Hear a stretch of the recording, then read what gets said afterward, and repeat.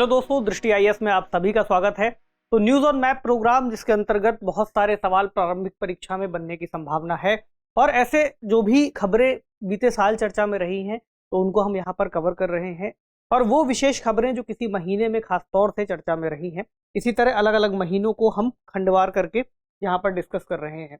तो इस बार ये एपिसोड 6 है इसका। अगर आपने बाकी के 5 एपिसोड नहीं देखे हैं जिसमें हमने विगत महीनों के जो भी कंपाइलेशन है वो यहाँ पर डिस्कस किए हैं, तो जाकर के देख लीजिएगा। हम शुरू करते हैं इस सीरीज का पहला सवाल और पहली खबर से, और नवंबर महीने के जो भी खबरें हैं इस सेशन में आपको मिल जाएंगी। तो नवंबर 2022 में क्या हुआ कि संयुक्त राष्ट्र महासचिव एंटोनियो गुतरेस ने ब्लैक सी ग्रेन इनिशिएटिव के नवीनीकरण का आह्वान किया, क्योंकि रूस इसमें शामिल होने के लिए सहमत हो गया था।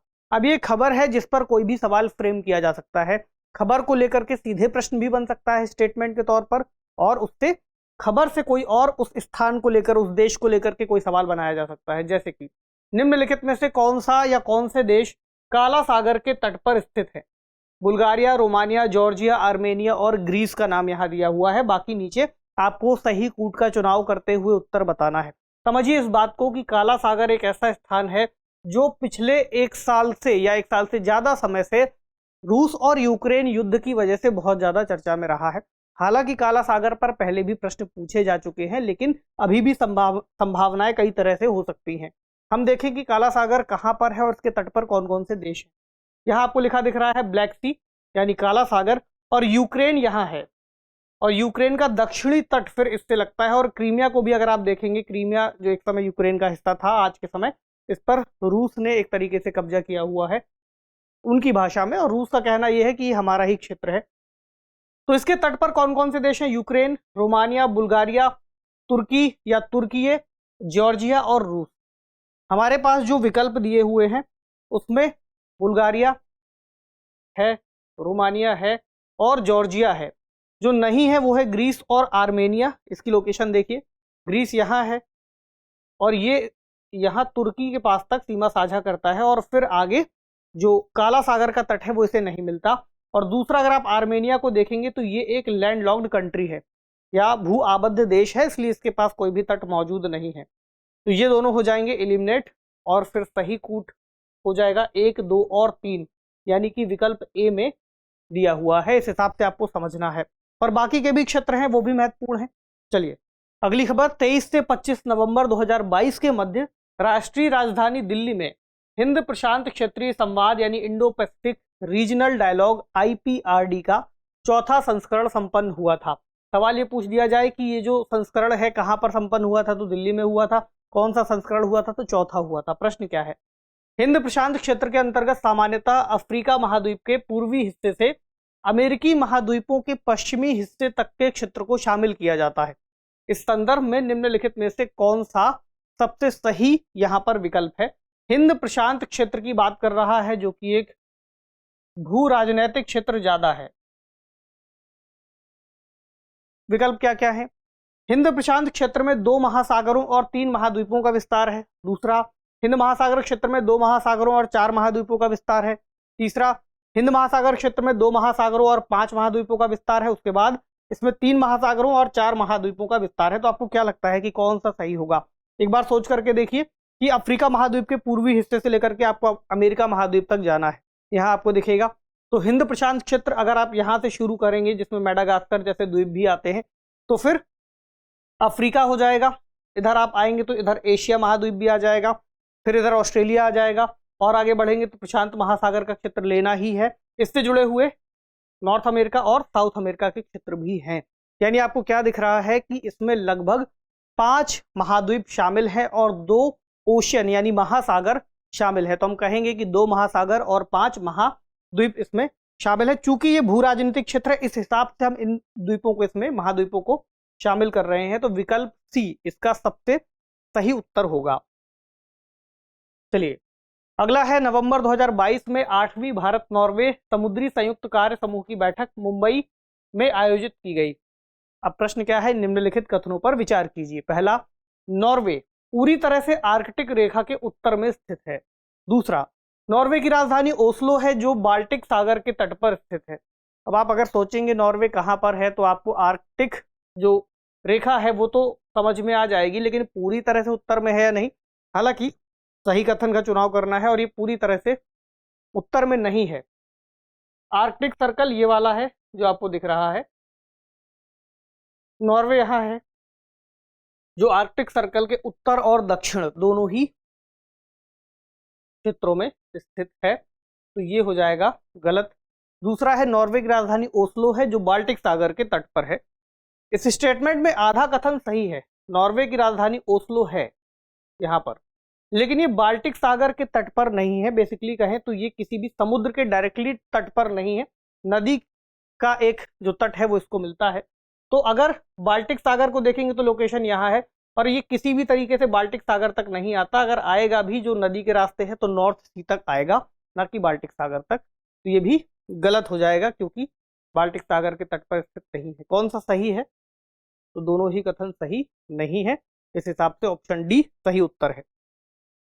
अगली खबर, भारत दक्षिणी अफ्रीका विकास साझेदारी यानी इंडिया SADC पर भारतीय उद्योग परिसंघ और भारतीय आयात निर्यात बैंक यानी एग्जिम बैंक ने इसके सहयोग से एक क्षेत्रीय सम्मेलन का आयोजन किया गया है। अब प्रश्न है, निम्नलिखित में से कौन से देश दक्षिणी अफ्रीका विकास साझेदारी यानी SADC के सदस्य हैं? Botswana, Namibia, Kenya, Cameroon. आपको बताना है कौन से हैं। पहले आपको ये पता हो कि जो सदर्न अफ्रीकन डेवलपमेंट कम्युनिटी है ये कहाँ पर मौजूद है, कौन कौन से देश इसमें आते हैं। तो इसमें आपको दिखाई देगा लगभग अफ्रीका के दक्षिणी हिस्से में जो देश हैं वो इसमें शामिल हैं, जैसे कि DRC, Tanzania, Angola, Zambia, Malawi, Mozambique, Zimbabwe, Namibia, Botswana, यहाँ दक्षिण अफ्रीका, यहाँ है लेसोथो और किंगडम ऑफ इस्वातिनी या स्वाजीलैंड, ये सभी इसमें शामिल हैं। इधर और भी हैं, कुछ आइलैंड्स हैं जैसे मोरोनी, कोमोरोस और मेडागास्कर और यहाँ मॉरिशस। चाहे तो इस मैप में आपको और स्पष्ट दिखाई देगा कौन कौन से देश इसमें सदस्य हैं। इसमें भी थोड़ा सा खास बात यह है कि जो आपको पीले रंग से दिख रहे हैं वो इसके अदर मेंबर कंट्रीज हैं, जबकि जो मेन इसके की मेंबर कंट्रीज है E8 बोलते हैं उन्हें, तो वो आपको इसमें हरे रंग से दिख रहे हैं। तो आप चाहें तो इसको भी देख सकते हैं, की मेंबर्स हरे वाले हैं, बाकी सब इसमें शामिल तो हैं लेकिन उतनी मुख्य भूमिका उनकी नहीं रहती। तो इसमें क्या पूछा है कि कौन कौन से सदस्य हैं। बोत्सवाना कहाँ है? बोत्सवाना, बोत्सवाना यहाँ है, सदस्य है, ठीक। नामीबिया कहाँ है?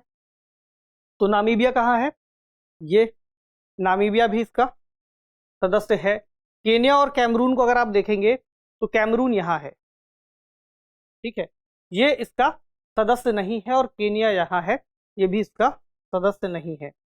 सदस्य बताने हैं आपको तो 1 और 2 ऑप्शन ए में मौजूद है। चलिए अगली खबर है, 22 नवंबर 2022 को प्रधानमंत्री नरेंद्र मोदी ने ऑस्ट्रेलियाई संसद द्वारा भारत ऑस्ट्रेलिया आर्थिक सहयोग और व्यापार समझौते को मंजूरी दिए जाने के बाद ऑस्ट्रेलियाई प्रधानमंत्री एंथनी अल्बनीज को धन्यवाद संदेश भेजा। पूछा जाए कि ऑस्ट्रेलिया के प्रधानमंत्री कौन हैं या इस समय काल में कौन थे, तो आपको मालूम होगा। प्रश्न क्या है? युग्म है, आपको बताना है कौन से सही है। ये देख लिया करिए कि सही गलत में कई बार कंफ्यूजन हो सकती है।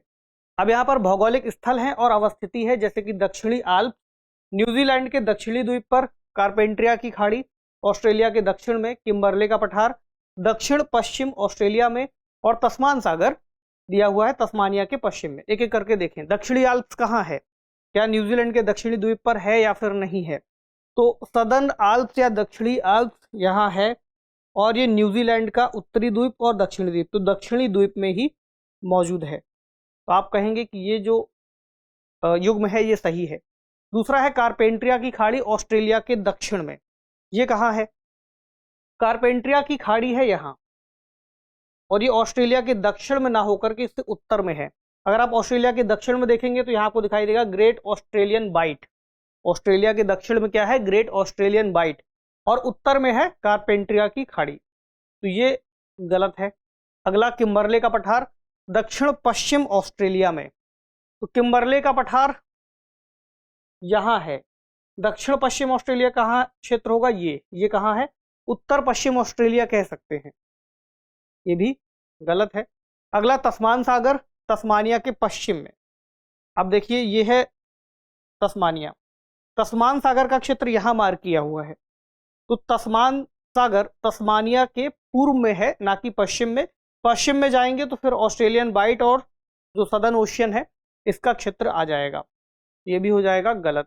पूछा है कौन सा युग्म सही है, केवल एक ही युग्म सही है, तो ऑप्शन ए में इसका आपको उत्तर मिल जाएगा।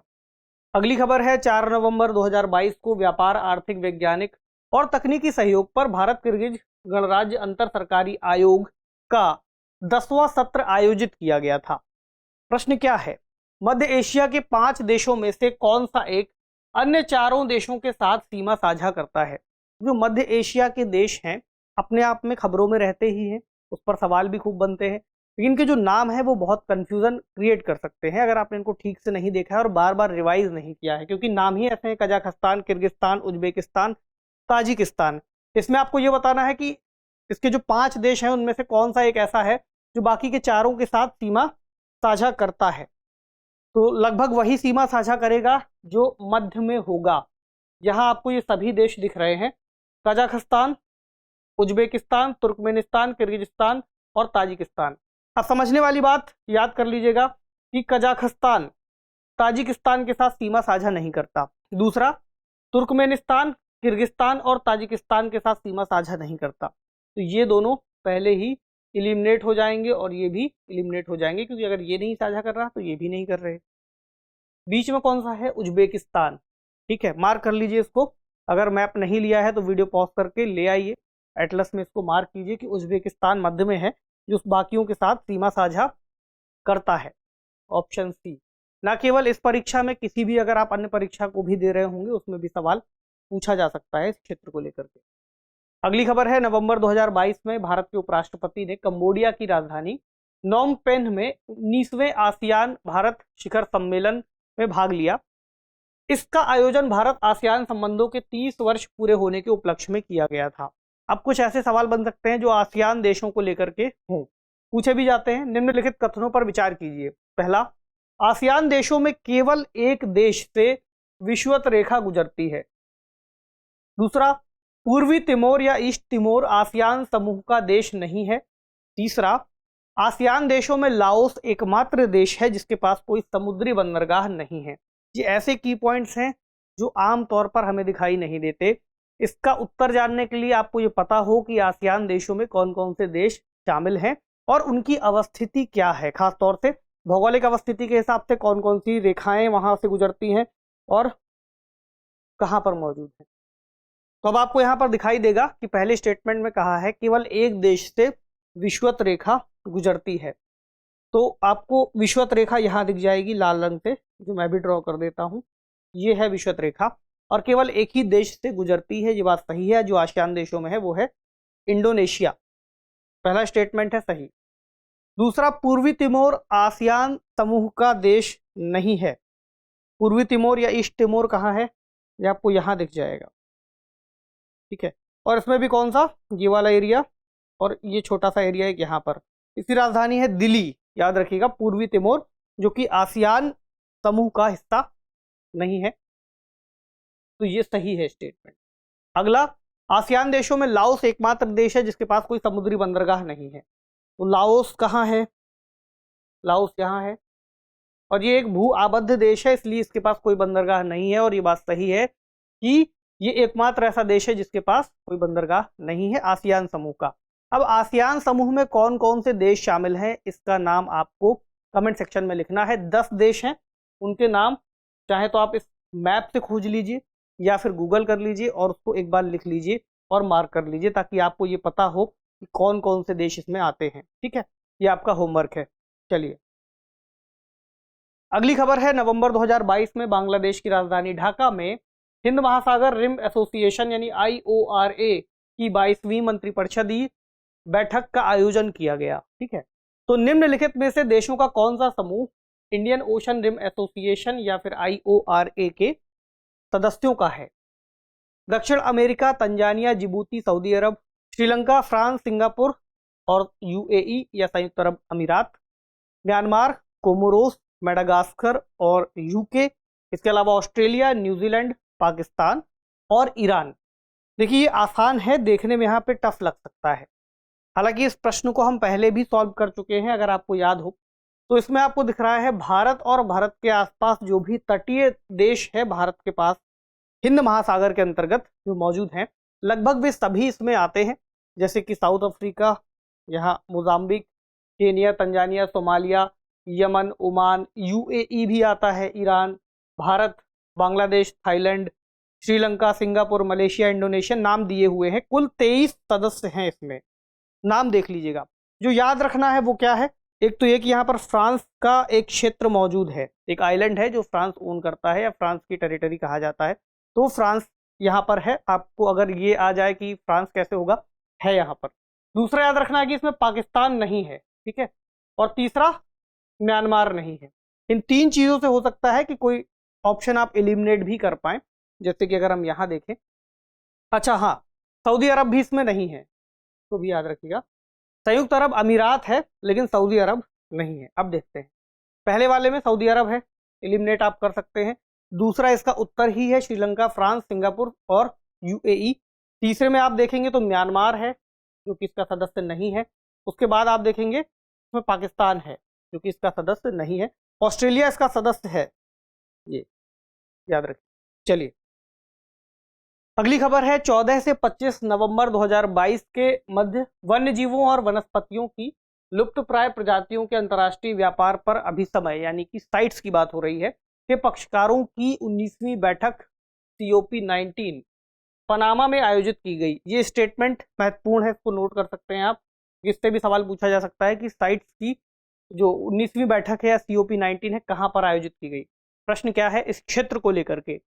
मैक्सिको से कोलंबिया जाने के क्रम में निम्नलिखित देश किस क्रम में आएंगे। अब आप अभी एज्यूम कर लीजिए कि मैक्सिको कहाँ है और कोलंबिया आपको जाना है। होंडुरास, निकारागुआ, कोस्टारिका और ग्वाटेमाला, फिर आपको क्रम बताना है। इसमें देखें, ये है मैक्सिको और ये उत्तरी अमेरिका के देश हैं। यहाँ पर है कोलंबिया, दक्षिणी अमेरिका का देश। मध्य में कई सारे देश आते हैं एक पतली स्ट्रिप में। आपको कौन कौन से दिख रहे हैं, पहला ग्वाटेमाला, होंडुरास, निकारागुआ, कोस्टारिका, फिर पनामा। विकल्प में 4 की बात है, ग्वाटेमाला, होंडुरास, निकारागुआ और कोस्टारिका। ठीक, तो पहला कौन सा है इसमें, पहला है ग्वाटेमाला, तो 4, फिर होंडुरास, फिर निकारागुआ, उसके बाद फिर कोस्टारिका। ये इसका क्रम बनेगा। ऑप्शन डी में ये विकल्प दिए हुए हैं जो इसका उत्तर है। इसमें अगर आप कुछ और चीज़ों को भी ध्यान दें, इसमें और भी प्रश्न बन सकते हैं।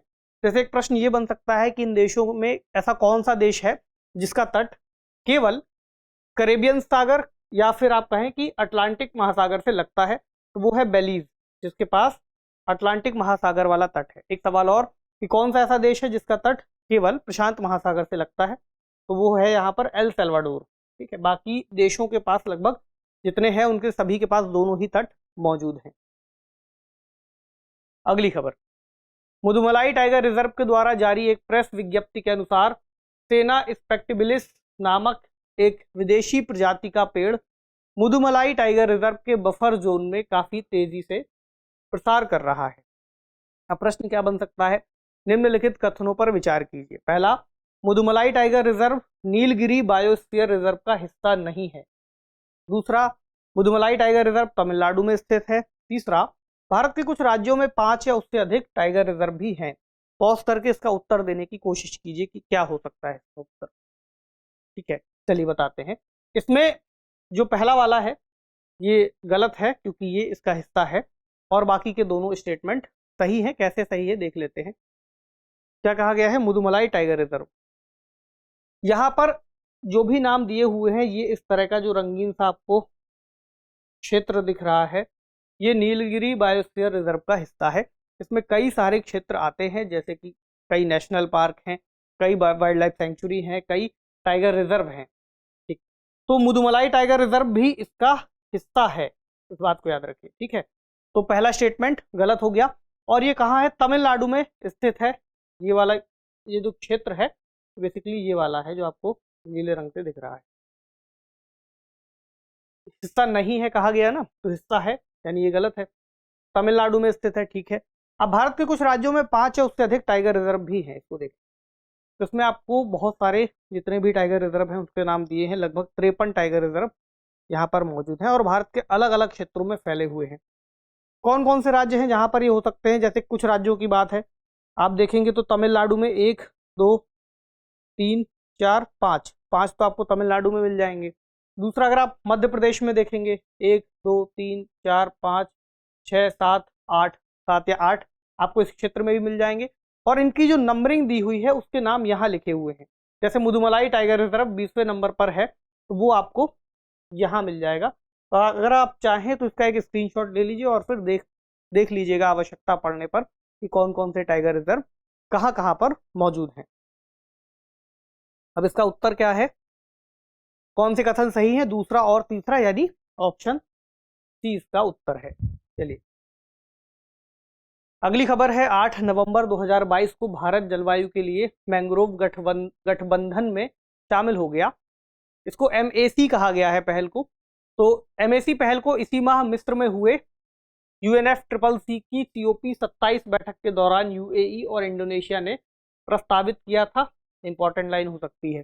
प्रश्न क्या है? भारत में मैंग्रोव वनस्पति के वितरण के संबंध में निम्नलिखित राज्यों पर विचार कीजिए। 4 राज्यों का नाम है, महाराष्ट्र, केरल, कर्नाटक और गुजरात। आपको बताना है कि कितने राज्यों में मैंग्रोव वनस्पति पाई जाती है। ऐसा एक सवाल यूपीएससी पूछ चुकी है, अगर आपको याद हो। नहीं भी है तो इसको देख लेते हैं।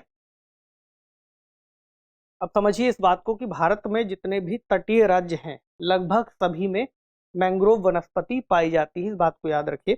हालांकि उनकी कितनी मात्रा है वो अलग अलग हो सकती है कि कितने क्षेत्रफल में वो फैले हुए हैं। इसका क्रम यहाँ दिया हुआ है कि एरिया कितना है और उनकी नंबरिंग क्या है। जैसे मैंग्रोव कवर जिन जिन राज्यों में है उनके नाम है। जैसे पहले नंबर पर आप देखेंगे पश्चिम बंगाल, जहां सबसे ज्यादा मैंग्रोव का एरिया आता है 2112 स्क्वायर किलोमीटर। दूसरे नंबर पर गुजरात है, फिर अंडमान निकोबार, फिर आंध्र प्रदेश, ओडिशा, महाराष्ट्र, तमिलनाडु, गोवा, कर्नाटक और केरल। इस क्रम में ये आएंगे। प्रश्न में कौन कौन से हैं? महाराष्ट्र, केरल, कर्नाटक और गुजरात। अब आपको ये पता चल गया कि चारों ही इसमें होंगे क्योंकि सभी तटीय राज्य आते हैं।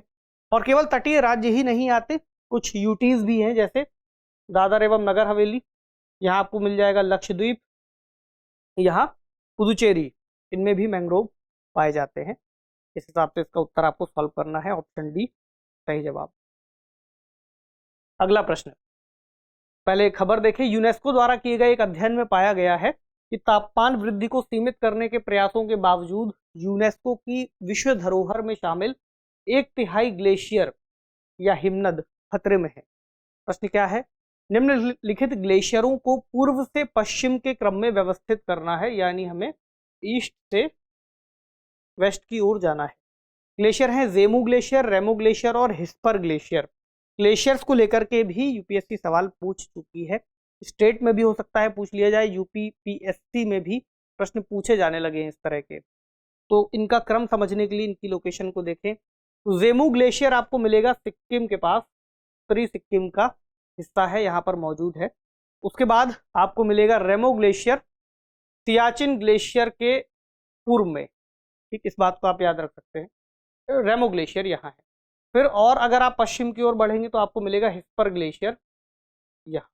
ठीक है, बियाफो ग्लेशियर हिस्पर ग्लेशियर के पूर्व में आप कह सकते हैं, या फिर दक्षिण पूर्व में भी कह सकते हैं। आते हैं इस पे। तो इसका जो क्रम होगा वो होगा जेमू, फिर रेमो और फिर हिस्पर, यानी कि 1 2 और 3। अगर यही पश्चिम से पूर्व का क्रम पूछा जाता तो ये विकल्प उल्टे हो जाते, यानी हिस्पर, रेमो, फिर जेमू। तो ये है इसका सही उत्तर और यहां पर ये मौजूद है। अगला, भारतीय चाय बोर्ड द्वारा केंद्र सरकार से वर्ष 2022-23 से लेकर अगले 5 वर्षों में चाय उद्योग के लिए 1000 करोड़ रुपए की सहायता मांगी गई है। प्रश्न क्या है? निम्नलिखित राज्यों पर विचार कीजिए। अरुणाचल प्रदेश, बिहार, त्रिपुरा और नागालैंड। इसमें आपको बताना है कितने चाय उत्पादक राज्य हैं। तो कौन कौन से हो सकते हैं? यहाँ पर जो दिए हुए हैं सभी हैं, यहाँ आपको दिख जाएगा। अलग अलग राज्य हैं और टॉप 5 कौन कौन से हैं? जैसे सबसे पहले है असम, फिर है पश्चिम बंगाल, उसके बाद है तमिलनाडु, फिर केरल है, उसके बाद कर्नाटक है। आगे का क्रम यहाँ दिया हुआ है। छठे पर अरुणाचल प्रदेश, सातवें पर त्रिपुरा, आठवें नंबर पर बिहार, नौवें नंबर पर नागालैंड, 10वें नंबर पर हिमाचल प्रदेश और 11वें पर है मेघालय। इसी तरह 12वें पे सिक्किम, 13वें पे उत्तराखंड और 14वें नंबर पर मिजोरम। ये इनकी कुछ रैंकिंग हो सकती है, लेकिन कौन कौन से हैं ये पूछा गया है तो सभी 4 राज्य हैं। यूपीएससी में इस तरह के भी सवाल पूछे गए हैं। ठीक है, चलिए। नवंबर 2022 में पर्यावरण, वन और जलवायु परिवर्तन मंत्रालय ने रणनीतिक रूप से महत्वपूर्ण ग्रेट निकोबार द्वीप पर 72,000 करोड़ रुपए की महत्वाकांक्षी विकास परियोजना के लिए पर्यावरणीय मंजूरी दी है। अंडमान और निकोबार की लोकेशन अपने आप में बहुत महत्वपूर्ण है और भारत के लिए बहुत जरूरी द्वीप भी है, स्ट्रेटेजिक रूप से भी बहुत जरूरी है। निम्नलिखित युग्मों पर विचार कीजिए। पहला, ग्रेट निकोबार द्वीप निकोबार द्वीप समूह का सबसे बड़ा द्वीप है। दूसरा, कार निकोबार द्वीप 10 डिग्री चैनल के उत्तर में स्थित है। सही कथन आपको बताने हैं। तो कहाँ कौन कौन से द्वीप हैं ग्रेट निकोबार द्वीप को देखें।